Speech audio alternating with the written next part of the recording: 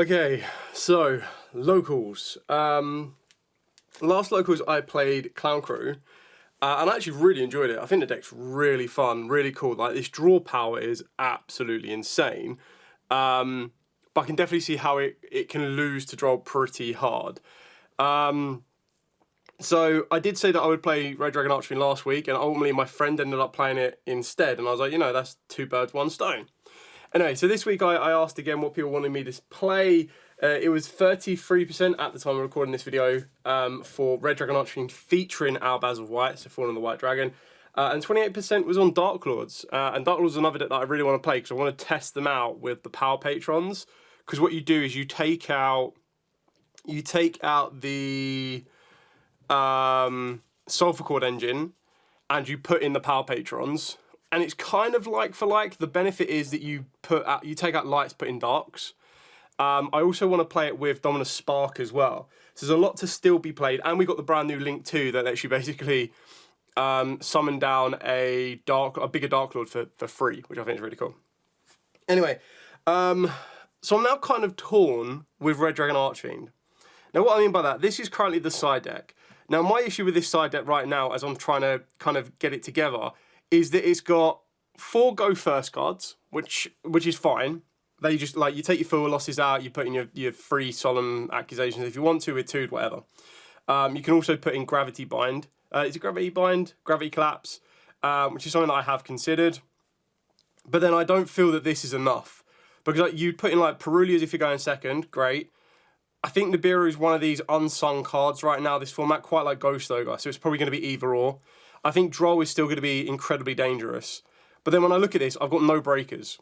So I'm like, either I'm maining breakers in the form of Fallen the Virtuous, Forbidden Droplet, or I'm having a side in extra breakers, stuff like, you know, Harpy's Feather Duster, you could consider Raigeki.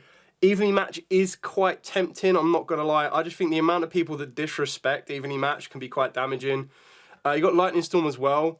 But then if I'm utilising Harmonia as like my turn 0 hand trap, summon this down.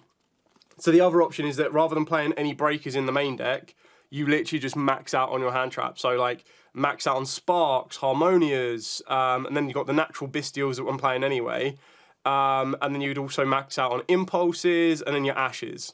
So, and the Ghost Bells are currently in the main, whether they stay in the main or not, I don't know. And then Full Loss is just free fodder. I feel the deck could definitely do with, like, I want to get Foolish Burial in there, just because being able to send Bone Archery could be quite useful. It's just another way as a starter to play through certain cards. You can also send your Lubellion and still make your plays. I like the idea of main decking Forbidden Droplet. There's obviously Forbidden Crown that you can consider, whether you're doing that as a defensive measure or an aggressive measure. The one thing that I like about Forbidden Droplet is there are some cards I don't mind. Like, there'll be excess cards I don't mind putting to the graveyard, and so not on what forth. I really wish this card, so if you control a Fiend Tuner and this card is in the hand, you special summon this card, but I would have loved it to have also special summon itself back from the graveyard. But I suppose that's what Bone Archfiend does, really. I really want to test out Dominus Spark. I don't know how good or bad this is going to be. Yes, there is a clash with the Soul Resonator, but you'd then have to make an educated use of this card. And what I mean by that is you need to go, right, do I have Root to Soul Resonator? Do I need to use my normal summon of Soul Resonator, my effect of Soul Resonator, or not? And if I don't, I can play Spark from the hand, and if I do, I don't play Sparks. And the question is, you play 1 or 2 Sparks. The exact same thing could be said with Impulse if you do play the Fallen and the White Dragon version, because yes, the Fallen and the White Dragon is absolutely fine. It gets you into Incredible Ecclesia, which is kind of ideally what you want to do. You don't really need to ever use the Incredible Ecclesia's effect unless you're going second. So, you know, it's kind of give and take. Like, it's not that big of a downgrade is what I mean, or not that big of a miss with Impulse. So Impulse has a bit more flexibility than Spark with the main deck, but then if you're going to be putting in the Fallen and the White because you're increasing your starters, you actually reduce the Soul Resonator by 1, is doable. The other thing as well is that your extra deck gets a little bit, not convoluted, but you're kind of getting... You put in the Albion, because Albion's the one you want to send with your Fallen and the White to special summon it. Then you'd put in a Fallen and the Virtuous so that you can then set it. Then you'd activate the Fallen and the Virtuous, send the Titaniclad. And the reason you do that is because the Titaniclad, you then get to special summon an Albaz from the deck, so it just lets you special summon out the Fallen and the White, and that gives you your starter again, because Fallen in the White lets you summon back Ecclesia from hand, deck, or graveyard. So you then just go cool, and then go from there. The only restriction with the Fallen in the White is by sending a monster from the extra deck to special summon it, you lock yourself out of special summoning from the extra deck except level 8 fusions or synchros. So that then starts to dictate some of your synchro play. So when I'm looking at this extra deck right now, ignoring Chaos Angel for this moment, but Chaos Angel will be really good with a 2. It makes it a bit more consistent. But you wouldn't be able to summon these, not that you do. These are just cards that are sent off of the back of Harmonia.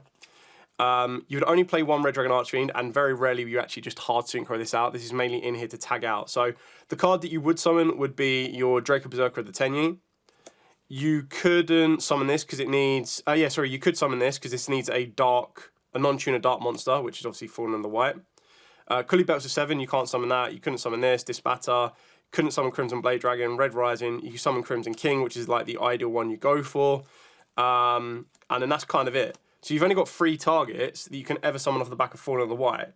But the idea is that you'd go Fallen in the White, send Albion, guarantees you to Fallen in the Virtuous, summon out Ecclesia, and then straight away you're baiting out, like you're getting your Crimson King, so the first search of the Crimson King can't be drolled. That's like the scenario you're going for. I was semi-tempted to put in like an original Albaz. So you play 2 Fallen in the White and 1 original Albaz, because obviously they're always treated as Fallen of Albaz, and you can only control or only have 3 copies of a named card in your deck.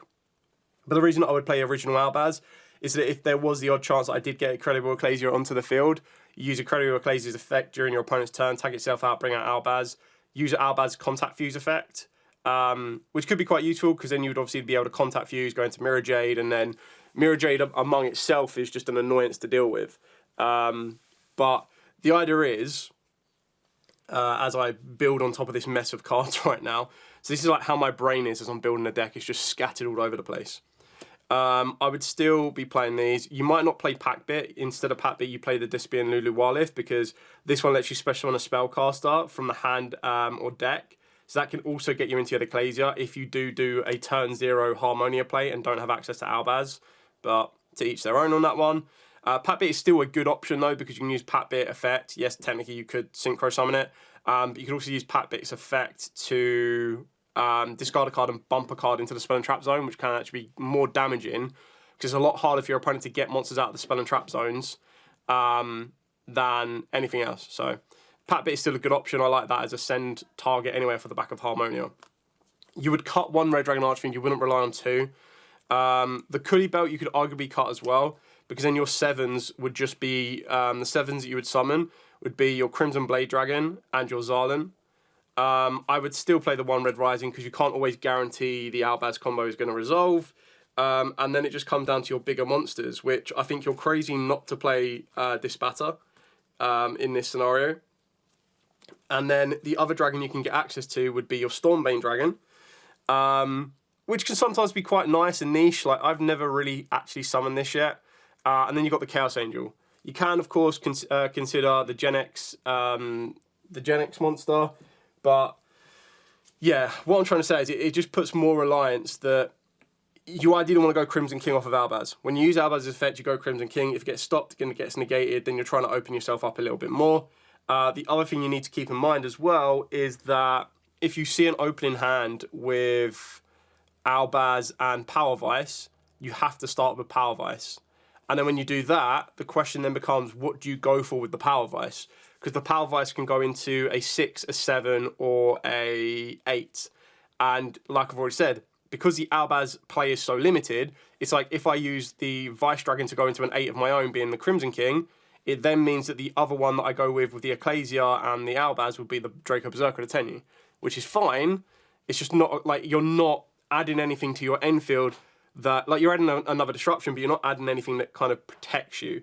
So there's a lot of little bits to consider when you're doing this. What is the extra cat at the moment anyway? 2, 4, 6, 8, 10, 12, 14, 15. So that would be like the exact 15. I would have no access to Chaos Angel, which is probably the one that I would be like, I would quite like to get Chaos Angel in here. Whether I summon it or not is a different matter. But I also do like the idea of playing the Incredible Ecclesia, the Dark Dragon, because that's another level 8 that you can play. The only issue with that one is that is the quick effect to tag out. It doesn't really disrupt or anything. trying to think where it is. I think it might be with my clown crew. And I think my clown crew are, or were in here. No, they're not in that one there. Where did I put my clown crew? But yeah, the idea is that that's another option to consider, because that will then give you the ability to... I mean, technically, that would lean into the Mirage play a little bit more, because you could make that as your other dark. That would then tag out, bring out Ecclesia. Ecclesia could then tag out and go to Albaz. So that will give you another line of disruption, and it does give you another line of interaction. It just reduces your starters, because you don't, you know, if you hard open up the original Fallen of Albaz, you don't have a starter to do anything with. Like, they just kind of, not fizzles, but it just doesn't go anywhere. Yeah, so there's still like little tweaks that I want to figure out on this one, and whether this is the best version going forward. But I guess I'd only answer that question that it's the best version going forward if I actually play it. So that's definitely something that I've got to look into, consider out, do some test hands, kind of get my head around like the plays I want to make with this deck and the consistency of open up pieces. And then I'm kind of at this point that if I did run this and we did it like this, maybe I'll swap out the Stormbane Dragon for the Chaos Angel. I've still got to get a Fallen and the Virtuous into the main deck. You're only really playing one, which is interesting. You could arguably play two, but the idea would be that because you're sending the Albion with the Albaz, you don't need anything more. You could use Fallen and Virtuous, send the Ecclesia. The Ecclesia can then recycle, which is quite nice, but you're just recycling your extra deck. You're not actually then going to use those cards later on unless you hard open up particular pieces. So it's a deck that does rely more on you searching your pieces than hard opening up the pieces, but definitely something to look into. And then I'll consider more breakers. I think the Evening and Lightning Storm clash too much with the Harmonia. Like, if I see Evening and Harmonia in my hand, I'm like, okay, cool, do I hold it off? So yeah, I don't know. There's something to still work into it. I've got all three Harmonias now, so I'm like, well, do I max out on the Harmonias, see how that kind of serves me? Or do I keep it at one like in the previous combo? But then I do also like the idea that if I hard open up a Harmonia, I can also then just search out a Druid Swarm in the end phase rather than having to go for a Harmonia. Or just the Power of Ice Dragon for a follow-up. So, anyway, I'm going to do a bit more research on this one, do some test sounds, kind of get my head around the type of build that I want to play, what changes I want to make, and then go from there. And, yeah, kind of starting to work my way through. Like, the Elf Note version is quite appealing to me because I quite like how Elf Notes work. But I think it becomes more Elf Note RDA than RDA featuring like a little... Like, this is like a 4-card to a 5-card main deck engine if you include Fallen and the Virtuous. Whereas the Elf Notes, it's like Elf Notes are 3, 6, it's like 9, 10, 11. It's like 11 cards in the main deck, so it kind of gets a little bit more convoluted. Anyway, I'm going to test this out, get my head around it. You'll see, I don't know if I'm going to put duel highlights in these videos anymore for the local experience, because you lot seem to like the full duel videos. But I'll give it a go, see what it goes with, and if there are any particular highlights, maybe I can bring them to attention, whether it just be like good plays or interesting moments, and then you can watch the full duel in all its glory as well. So that's it for part number 1. I'll be back very shortly for part number 2. Okay, welcome back to part 2. I unfortunately couldn't get any duels recorded from this week's end local. Like, I did get the start of the Call Tune match, and then the camera completely died. So great success on that one. Anyway, the deck performed actually quite well. So I ended up facing Call Tunes in round number 1. I went first, won the dice roll. Etude put in all the work that he needed to do. I lost game number 2. I just couldn't break their field. And then game number 3, they opened up, I think it was Fua, Perulia, and then Imperm, Bell, or Imperm, Ash. And then the rest of their hand, after they drew for turn, was Rico, Rotary, and... Bell. So I was like, I couldn't play through that. And then in duel number 2, I was up against Megalith Mitsu. And I was able to, again, go first, set up Etude, kind of lock my opponent down a little bit. Game number 2, I just opened up all the hand traps and was able to stop all of their plays. Then in round number 3, I was up against Lunalights. I went first, again, Etude. Like, Etude puts in so much work. I've really undervalued how good that card is. Then went into game number 2, and again, in game number 2, I just opened up so many hand interactions. It really just stopped them getting to Liga Dancer, and then they couldn't do anything from that point on. Round number 4 was up against Labyrinth. It was absolute grind. So game number 1, they like set 4, they won the dice roll, set 4 passed. And then I was basically just trading off back and forth, back and forth, back and forth, and they just kept taking away my non-tuners. So they ended up winning that one. Then in door number 2, I got to go first. I had Solemn Accusation, and I was able to kind of grind out a little bit. They kept searching. They had like Songs of the Dominators, Sparks, and Impulse. And again, they kept trying to keep me off of my non-tuners. So I ended up going Resonator Beatdown, and I got lucky in the sense that they just never saw a lab monster to do anything with. They just saw a lot of trap cards, and I tried to play around them, not play into them, and was able to win that one. And then in game number 3 of that one, time was getting close. They went first. They didn't really open up too much to interact with me, and I was able to kind of play through certain pieces and work from there. Anyway, this is going to be the list to show you. This does feature the Falling in White. I actually think it's a really good engine. Like, I think it's probably the best engine that the deck's got, in a sense of the minimized bricks that it plays, plus how, like, the negative of it is that it only gets you to like 1 or 2 cards. But it does mean that you can hold back your Crimson King if you don't really need it, which I didn't mind doing. So, for the Resonators, 2 Soul, 1 Dark, 1 Vision, 1 Synchron. The other is that you cut down 1 Soul because you can afford to not use your normal summons, so you focus on the Albaz in white. For the non-tuners, 3 Bone, 3 Vision. The other is that if you see a route to Vision, which can also be accessed through Crimson Gaia, you start with your Vice Dragon first, and then usually at that point, you could search out your Darkness Resonator if you want to go to an 8. But if you've already got the Fallen in the White, the 8 you're going to want to go to off of the Fallen in the White is probably going to want to be your Crimson King, unless you absolutely have to. And then you end up going into your Draco Berserker instead. So what I was doing more times than not is I'd go Power Vice, search Vision, summon down the Vision, synchro into Crimson Blade Dragon, get access to my Bestials straight away, and then work my way through. So I would go through this play here, I would work myself into Dispatter through the Bestials and everything else in between. I would activate Crimson Gaia when I sent off the Vision to grab me the Soul Resonator, and then obviously maintaining your normal summon. What you ultimately end up doing is you get checked on the Vice Dragon route, then you get checked on the Soul Resonator route, and then if all else fails, you go, okay, cool, activate Fallen in the White, send in Albion, which guarantees you to get the Fallen in the Virtuous, gets you your Crimson Dragon, or your Crimson King, sorry, and then build on from there. So you do all of your other levels before you summon down the Albaz in white, which is fine. And then we've got the 1 Earthbound Prisoner Stonespear, because this one can then become any of these up here. So again, even though this is down to 2, it's technically an option through this card and of course through the Resonator Call as well. Carrying on with the rest of the RDA card, like Red Dragon Archfiend cards, got 3 Crimson Gaia. This again is just your normal, like another starter for you as well. So this gets you access to pretty much, I say pretty much anything, but it mainly is going to get you into your Vice Dragon, or it's going to get you into your Soul Resonator. The other card I got is the 1 Crimson Call. I decided to take out the King's Resonance. Now I think that was probably a bad decision. I was like, okay, well, I'm on 42 cards already because I was being a little bit indecisive. I don't mind this card. There was a couple of times where I was able to kind of like send Vision Resonator, add Vision Resonator back because they stopped my combo to get it back. So there were times where it did put in a little bit of work. But honestly, I think I could very easily swap this out for the King's Resonance. But the only reason I would do that is that the King's Resonance would get me access to a trap card in my graveyard, which is a different card later on in the deck that I'll show you and talk you through as to why I felt that was a bit more iffy than I wanted it to be.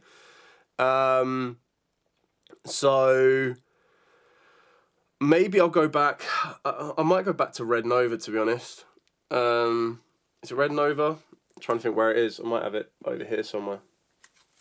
Because there was 2 trap cards that I used to play in Red Dragon Archfiend that I might have to go back to. Yeah, Red Zone is one option that I quite like the idea of, and Red Screen.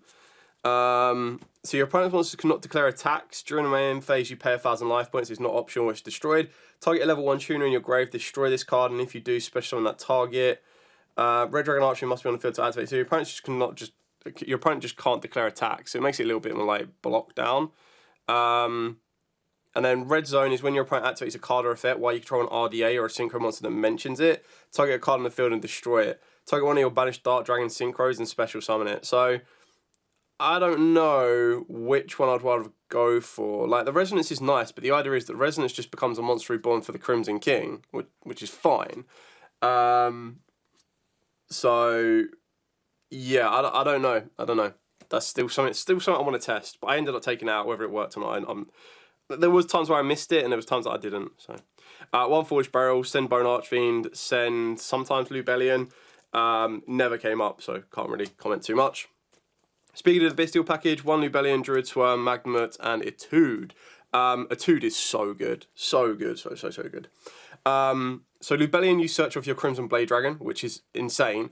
And to be fair, what was really funny is every time I summon this, and my opponent picked it up to read it, they were like, oh, you're going to add Habakuri. I was like, no, I'm just going to add Lubellion. Obviously, I didn't tell them what I was adding, but I was like, it's like, you can add. They were like, oh, you're going to add Habakuri. And I was like, you can add Habakuri. I'm not going to, but you can. But I just think this is so simplified. I like this. Crimson Blade Dragon, get Lubellion. Lubellion, get Magnemite.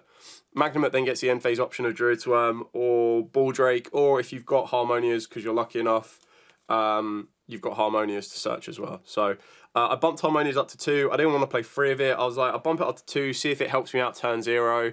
It is a good card. It does what it needs to do, but I don't think it's the be-all, end-all kind of card.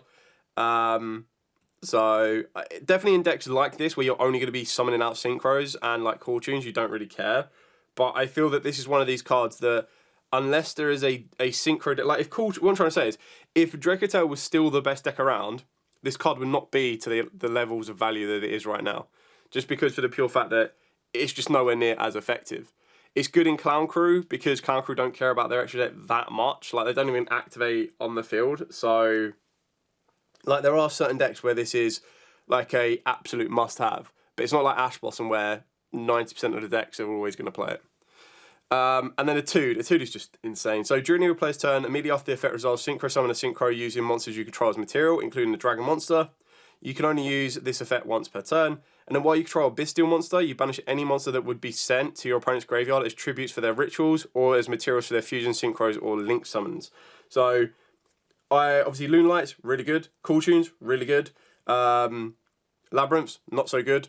Megalith Mitsu was fairly decent. So, yeah, like, I think it puts in a lot of work. It's definitely a card you side out, and there was a couple of times where I was like, if I'm going second, this was one of the first cards I would side out, which ultimately did mean that maybe I didn't want to have Lubellion, but because Lubellion is so easily accessible, I was like, well, Lubellion just gets me to a Bestial. And in the lab matchup, Bestial puts in work. In the Mitsu Megalith, it would have put in work as well. In the Loonlights, it can put in work. So, like, there's just a lot that it can do. For the non-engine, you got the 3 Fuas, Ashes, Impulse. Like, to me, absolute staple. I wanted to try out Dominus Sparks, so I tried out 2 Dominus Sparks. I don't like it. I think it is so heavily reliant on you having a trap card in the graveyard. So I activated this against the Cool Tune player, which is the first time playing it, and then they got to special summon a monster from the hand, and of those monsters they special summon, they summoned down Mix. So I was like, right, okay, cool. Well, that's kind of screwed me a little bit here. But I didn't really have much of an option. Like, I had to get rid of Rico, otherwise Rico goes into Trap Maker with Rotary in the hand. They look at my hand, and then, you know, Trap Maker gets queued if they haven't normal summoned, or vice versa. So there would have been a lot more that they could have done with that. But then I was on the receiving end of this against Labyrinths, where they just constantly had traps in the graveyard, and it's really painful. So I can see where it's really good, but I feel like to get the max potential out of this card in this deck, you need to play a card like Infinite Impermanence, which I don't think is the best card this format, because I think the top end decks have ways to dodge targeted effects. It just doesn't do enough. But then it's also like, right, well, I need to see Impulse and Sparks.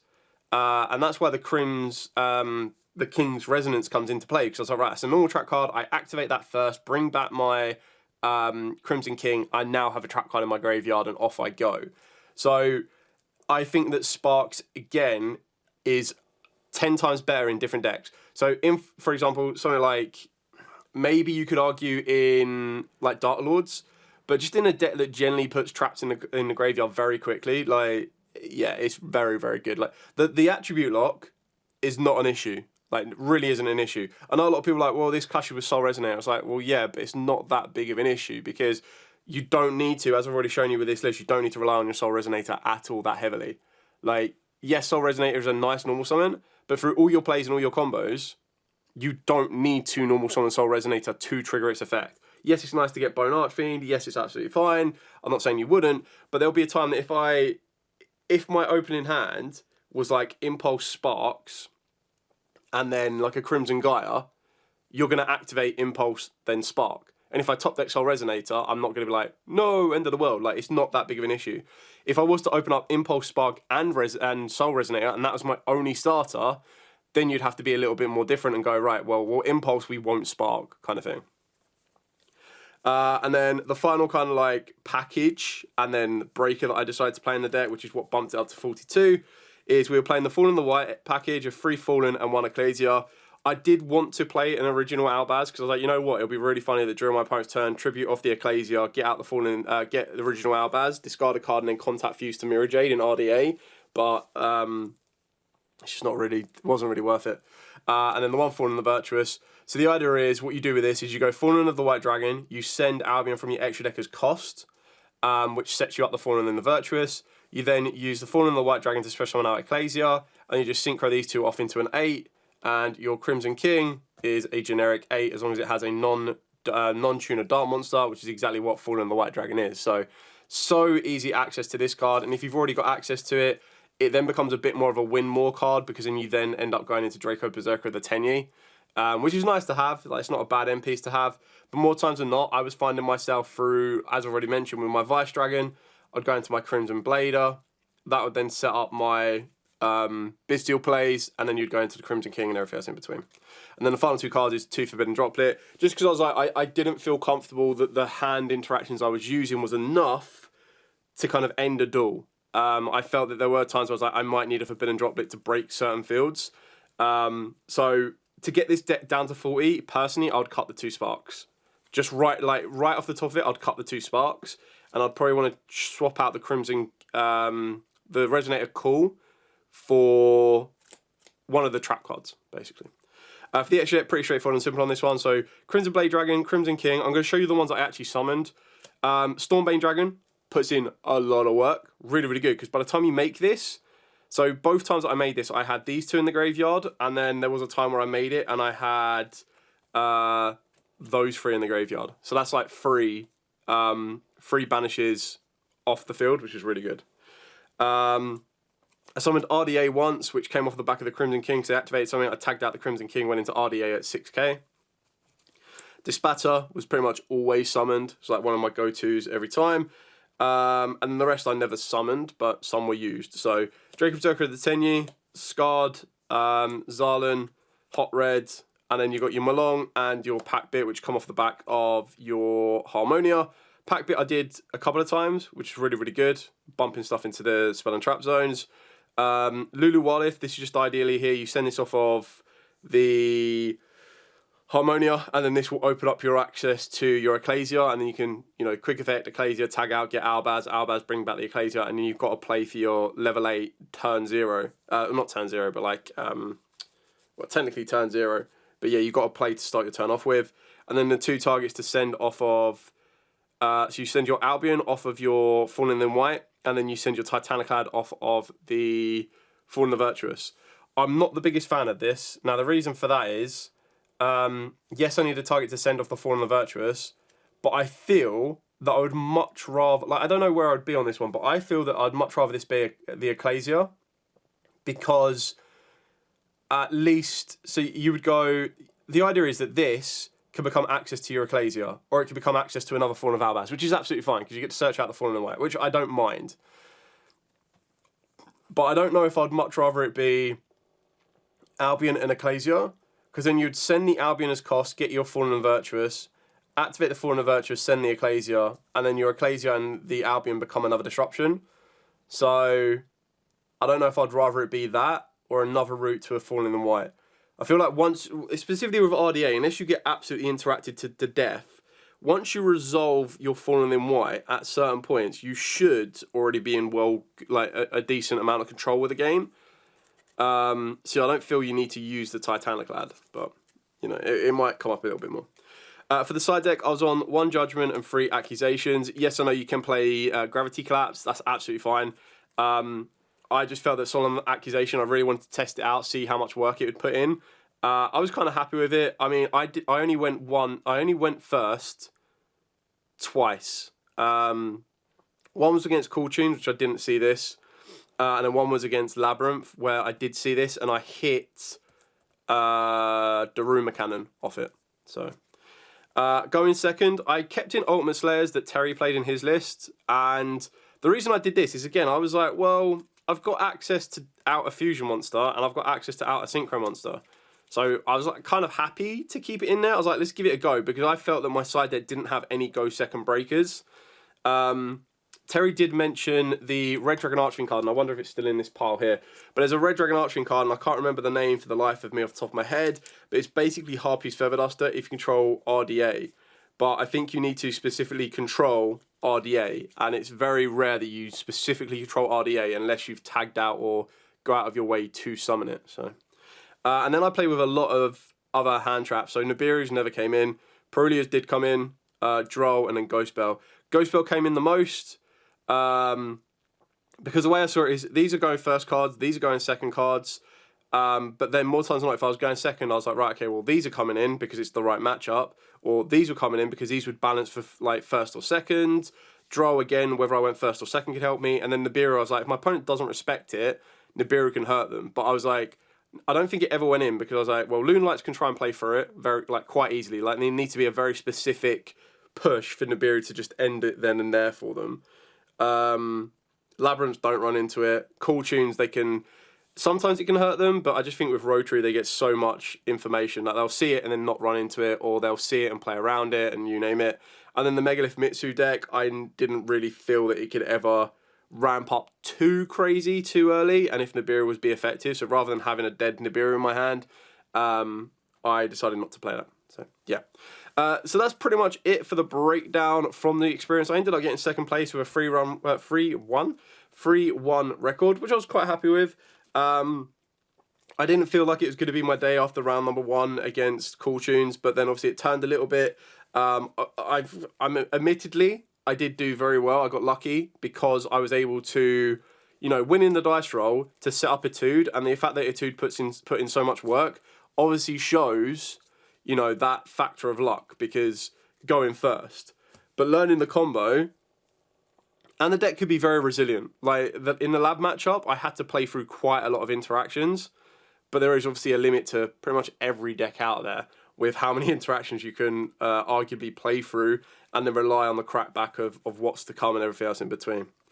Anyway, hopefully this is giving you a bit of an idea of like where the deck currently stands. I do feel that it has a good competitive fight in it, and I do feel that it can do quite well in the right matchup and with the right pilot, but it does have it's a fair deck. It has its normal fragilities, and as with any synchro style deck apart from Cool Tunes, because they get to use the hand, if you can keep your opponent off either the tuners or the non-tuners, whichever one seems the most threatening, you can really end their play. So anyway, thank you so much for watching. Don't forget to like, comment, subscribe, share. Any questions at all, please put it in the comments down below. I am always happy to answer them. For now, as absolutely always, stay safe, and of course, happy dueling.